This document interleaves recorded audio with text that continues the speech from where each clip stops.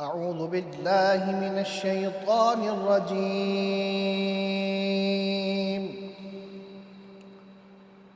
بسم الله الرحمن الرحيم.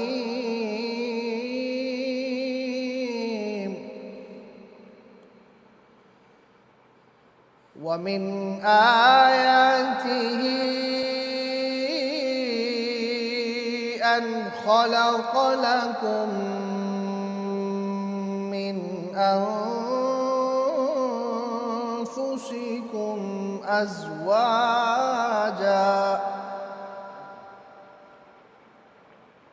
أزواجا لتسكنوا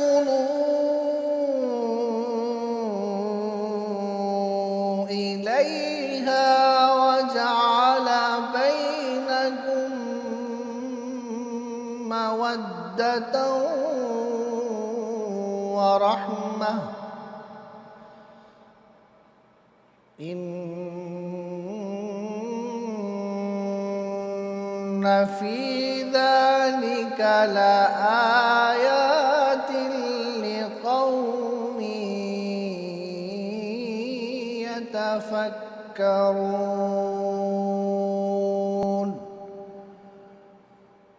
صدق الله العظيم.